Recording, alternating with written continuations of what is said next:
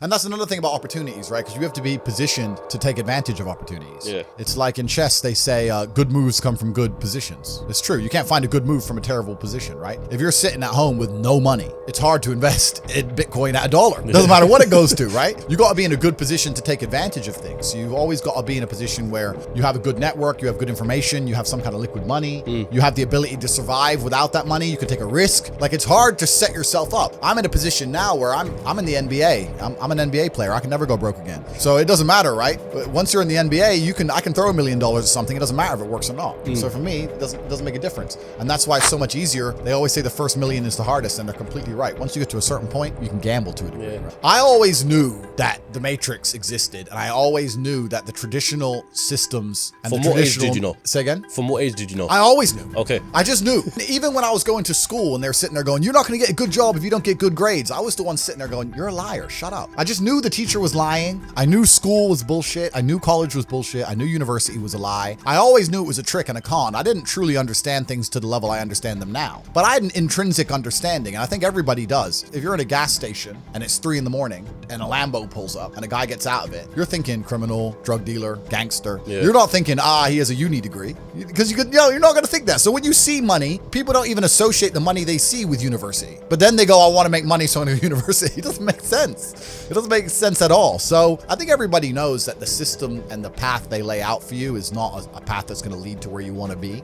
And I didn't know what the other path was, but that intrinsic distrust for the system and that distrust for the things they wanted me to do made me search for other avenues. And then I found them, right? And if you speak to the people who are richest, if you speak to the people you know, this is for everyone at home as well. If you speak to the people you know who have the most money and go up to them and say, hey, what made you rich? None of them say school. Do any of them say school made me rich?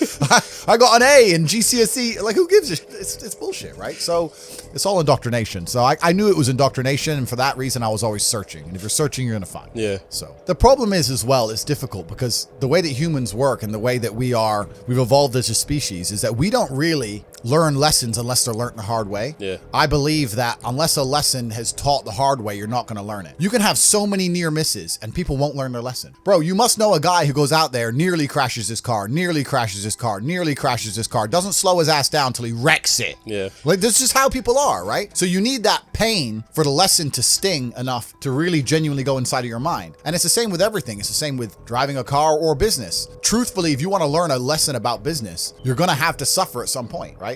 So we always say that most people are not successful with their first companies, X, Y, Z, blah, blah, blah. I get that. The truth is there's a lot of people who make a lot of money with their first company, but they just spunk it, act an idiot, and it all blows up in their face. And that's how you get the discipline on your fourth company, that when you have 3 million in the bank, you just leave it there, you know? And don't be done with it. So you need to go through some pain. You need to experience some negative things. You need to have to a degree some trauma to really even learn any lessons. So yeah, business studies, you're right. The book, that's not going to teach you anything about business. You need to get out there on the streets. You need to make mistakes. You need to suffer. You need to have the tax man knocking at your door. You got to deal with all that stuff so that you make sure it doesn't happen again. I really think that humans are stupid enough to only learn the hard way. That's kind of how it works. I don't have a clue how much money I have. When I was broke, I knew exactly how much money I had. I had 117 pounds in the NatWest, and that was it. I'm poor, rent's paid, I ain't got nothing else. When I was broke, I knew exactly how much I had. But now I'm at a point where it gets really difficult to truly measure how much money I have, because you have cash, okay, that's easy. I have some crypto, which is constantly fluctuating, and then you have assets, and the price of the assets is constantly fluctuating. And then I have companies and income streams, which need to be valued. And how do you value them, right? They can be an 8 times multiplier in some circumstances, and others they'll be a 10 times multiplier. Yeah. So it's really difficult for me to put a value on it. If you were to say to me, how much money do I have in the bank? But then even then, because I've got to be careful what I say on this podcast. But